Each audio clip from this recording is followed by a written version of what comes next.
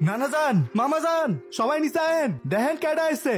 কত বড় ফাউল, ওখানে দাঁড়িয়ে ও চিৎকার চেঁচামেচি করছে। কি ব্যাপারটা কি? তুই ষাঁড়ের মতো চিল্লাচ্ছিস কেন বাড়ির সামনে দাঁড়িয়ে?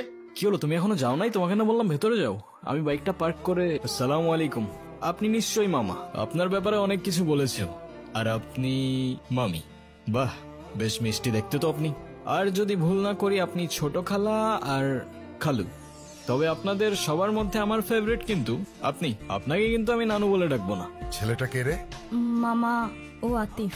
আমরা একে অপরকে ভালোবেসে বিয়ে করেছি। এই ছেলে, তোমার পরিচয় বলো। আমি আতিফ, আতিফ খান। খান? নামের সাথে খান মিশালেই কি খানদান হয়ে যায় নাকি? কি কাজ করো তুমি? করি তো অনেক কিছুই, এখন কোনটা রেখে কোনটা বলবো? অনেক কিছু করো। আচ্ছা ঠিক আছে, তুমি একটা বলো। এই তো আমি অনলাইনে। কি অনলাইনে কাজ করো তুমি? এই অনলাইনে তুমি কি করো? জুয়া খেলো নাকি মলম বিক্রি করো? আরে না না। ছি ছি ছি ছি ছি। আব্বা আব্বা, আমি আমার ভাগ্নিকে ঢাকায় পাঠিয়েছি কেন? লেখাপড়া করাতে, তাই না? ও বড় বড় ডিগ্রি নিয়ে আসবে, সনদ নিয়ে আসবে। ও কি এনেছে? হ্যাঁ এনেছে, একটা কিছু তো এনেছে। ও বাড়িতে একটা বনশিয়াল নিয়ে এসেছে। ছে, তুমি কিছু মনে করো না, আমার ছেলেটা ওর মায়ের মতো একটু বেশি রাগি, তাই মাঝে মধ্যে ওরে আমি হাফ পাগল বলি। দেখলেই বোঝা যায়। নানু ভাই, তোমরাই তো চেয়েছিলে আমি বিয়ে করিনি, তাহলে এখন কেন সরগর পাকাচ্ছ? হ্যাঁ, আমি তোমাদের পছন্দ মতো বিয়ে করিনি, তাই বলে আমার জামাইকে এইভাবে অপমান করবে? এটা কিন্তু একদম ঠিক হচ্ছে না নানু ভাই। বাদ দে তো, এইসব একটু একটু হয়। আয় নাচ জামাই রে, উপরে আয়। চলো। আসসালামু আলাইকুম। ওয়ালাইকুম আসসালাম। ভালোবাসার মানুষ তখনই সুন্দর যখন সে আমার আপন মানুষেরও ভালোবাসার মানুষ হয়। জীবনে বেঁচে থাকার জন্য খাবারের চেয়ে বেঁচে থাকার ইচ্ছেটাই বেশি দরকার। আর যদি সে বেঁচে থাকার ইচ্ছেটা কোনো এক মানুষের জন্য হয়ে ওঠে, তাহলে জীবনে ঠিক তাকেই রাখতে হয় যে সত্যিই থাকতে চায়। আরে কি করছেন আপনি? মাথা ঠিক আছে আপনার? পাগল নাকি আপনি? মরতে যাচ্ছিলেন কি জন্য? নাও, একে তো এত বড় একটা বোকামি করতে যাচ্ছিলেন, তার উপরে ড্যাব ড্যাব করে তাকিয়ে আছেন। ভ্যাম্পায়ার নাকি আমি? ডোন্ট ওয়ারি, রক্ত খাবো না আপনার। এক সেকেন্ড, একটু পানি খেয়ে নিই। Thank you. তবে এতটুকু জ্ঞান তো দিতেই পারি যে আপনার কষ্ট যতদিন আপনার ভেতরে চেপে রাখবেন না, সেটা বিষ হয়ে ভেতর থেকে আপনাকেই খেয়ে ফেলবে। এখন বলুন, এই বোকামিটা কেন করতে যাচ্ছিলেন? ডোন্ট ওয়ারি, আমি কাউকে বলবো না।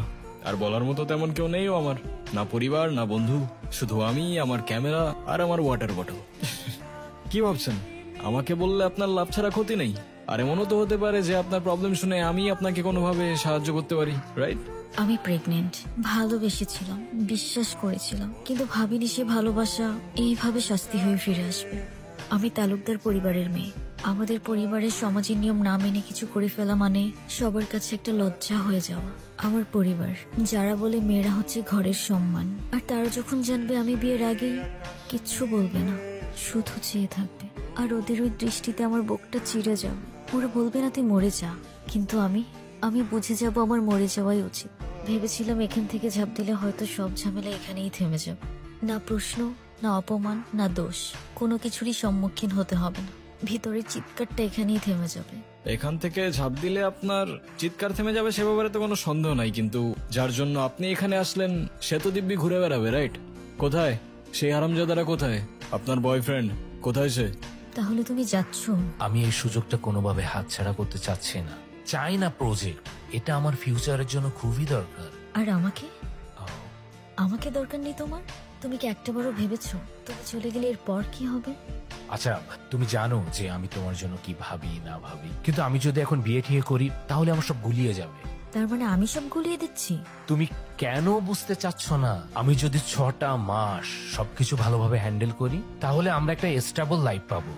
আমরা? তুমি তোমার লাইফটা গুছাচ্ছ, সেখানে আমি কোথাও নেই। রাফিজ, প্লিজ তুমি তোমার পরিবারকে নিয়ে একটাবার আমার মামার সাথে কথা বলো। তোমার এক্ষুনি বিয়ে করতে হবে না, তুমি যা করার চায়না থেকে এসেই করো।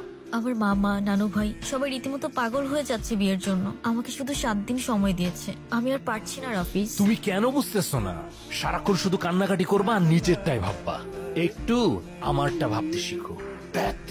যদিও আমি এর বিপক্ষে, কিন্তু আপনি চাইলে তো। একজন মায়ের পক্ষে নিজের সন্তানকে মেরে ফেলা এতটা সহজ না। তার হৃদস্পন্দন, তার প্রাণ এখন আমার শরীরে। আমি কিভাবে থামিয়ে দিব সে প্রাণ? বুঝলাম। আর তাই তো সেই প্রাণের সাথে সাথে নিজের প্রাণটাও থামিয়ে দিচ্ছিলেন, রাইট? হ্যাঁ চেয়েছিলাম, কারণ আমি নিজের পাপের বোঝা নিজে বইতে পারবো।